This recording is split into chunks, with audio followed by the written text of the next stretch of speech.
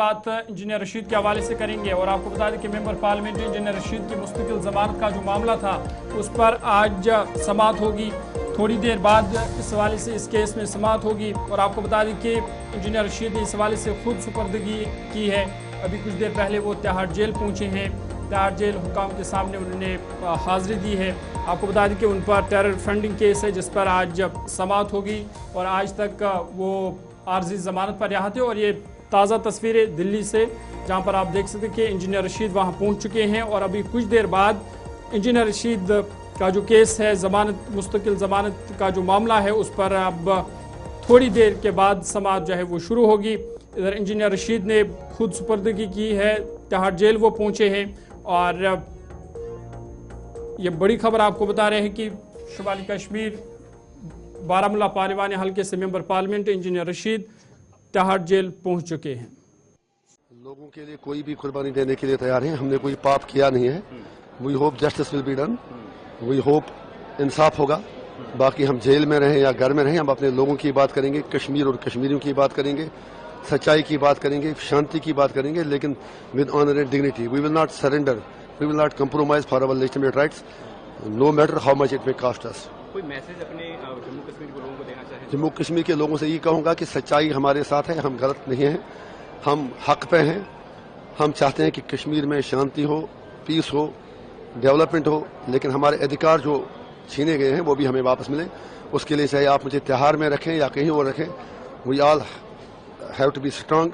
हमें हिम्मत नहीं हारनी है, जेल मुझे झुका नहीं सकती।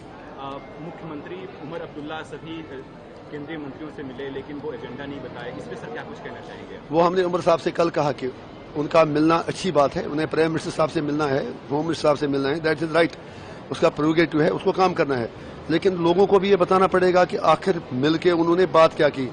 जो इश्यूज हैं, सुनिए ना, 370 का मुद्दा हमने कहीं सुना ही नहीं, 35 पे बात हुई नहीं, पॉलिटिकल प्रिजनर्स पे बात हुई नहीं, स्टेट हुड तो लंगड़ी स्टेट हुड की बात हो रही है। तो उमर साहब ओज ए responsibility, owes to his people that he should tell the people that what he talked with the prime minister and other leaders। वो खामोश हैं। मिलना तो अच्छी बात है, लेकिन लोगों को बताएं कि मिलके हुआ क्या। सिर्फ आप जेल में जा रहे हैं तो नई सरकार से जम्मू कश्मीर के लोगों के लिए क्या उम्मीदें हैं, क्या उम्मीद करते हैं? हम ये उम्मीद रखेंगे कि उमर साहब अपने सारे वादे पूरा करेंगे। जहां वो अच्छा करेंगे, आई विल सपोर्ट हिम। जहां उमर साहब लोगों के हित की बात करेंगे, हम उनके साथ हैं।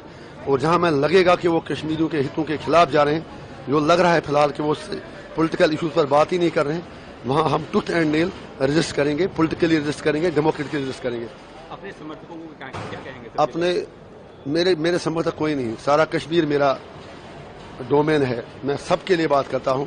उनसे ये कहूंगा कि मेरे जेल जाने से वो डरे नहीं, हम लड़ेंगे और जीतेंगे। हमने कोई अपराध नहीं किया है, जेल जाना मेरे लिए कोई मतलब परेशानी नहीं है। हाँ, फील है कि उनसे दूर रहूंगा, लेकिन उनसे यही कहूंगा कि आप हिम्मत रखें, हौसला रखें, जीत सच्चाई की होगी, सच्चाई हमारी तरफ है। चाहे मुझे जब तक मर्जी है जेल में डाल दें, लेकिन हम मरते दम तक अपने कश्मीर की बात करेंगे, कश्मीरियों की बात करेंगे, सच्चाई की बात करेंगे।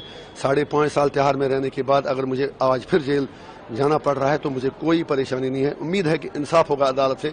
आज हमारी रेगुलर बेल की भी सुनवाई है, लेकिन अगर खुदा न खास्ता कुछ और भी फैसला आता है तो हम इंसाफ की लड़ाई इंशाल्लाह लड़ेंगे, लोगों के लिए भी लड़ेंगे, अदालत में भी लड़ेंगे और डेमोक्रेट के लिए और पॉलिटिकली भी लड़ेंगे। सर, रिसेंटली जो टेरर अटैक हुए हैं कश्मीर में, उस पर क्या आपका? देखिए जनाब, हम बार बार उस पर कह चुके हैं कि हम हर तरह की वायलेंस के खिलाफ हैं। कोई भी वायलेंस करे गलत है, उससे कोई बात निकलने वाली नहीं है।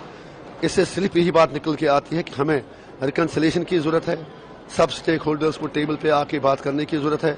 और हम होम मिनिस्टर साहब से, मोदी जी से ये कहेंगे, अगर आप नॉर्थ ईस्ट के लोगों से रिकन्सिलेशन कर सकते हैं, अगर आप लद्दाख के लोगों से रिकन्सिलेशन कर सकते हैं, तो कश्मीर में ही आप क्यों कश्मीर के लोगों से बात नहीं करते? अगर आप कहते हैं दिल से दूरी, दिल्ली से दूरी मिटानी है, तो आप कश्मीरियों के साथ बात करने के लिए तैयार नहीं।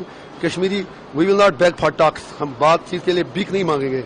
लेकिन ये मोदी जी को सोचना है, अगर वो वाकई शांति और अमन चाहते हैं, अगर वो चाहते हैं कि इंडिया 47 तक विश्व गुरु बने, यहाँ के सारे मसले हल हों, तो उसके लिए जरूरी है कि पीस आ जाए।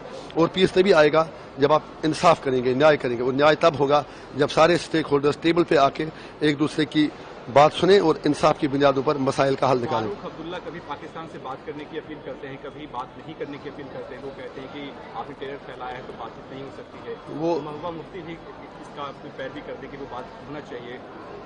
वो चीज़ आप फारूक साहब से पूछिए. देखिए, why should I speak on his behalf. लेकिन ये कौन नहीं जानता कि फारूक साहब जो हैं वो जब पावर में होते हैं कुछ भी कहते हैं, जब पावर से बाहर होते हैं कुछ भी कहते हैं. ये उसी रास्ते पर उमर साहब चले हैं. पॉलिटिकल लीडर्स की कंपल्सन सुन रहे थे, खुद सुपर्दगी उन्होंने की है और बता रही थी कि वो चाहे जेल में रहे या जेल के बाहर रहे, वो लोगों के इंसाफ के लिए बात करेंगे. साथ ही साथ उन्होंने कहीं ना कहीं वज़ीर आला उमर अब्दुल्ला से भी सवाल पूछा और कहा कि दिल्ली में उन्होंने मीटिंग की, क्या कुछ कहा वो उन्हें अवाम के सामने रखना चाहिए.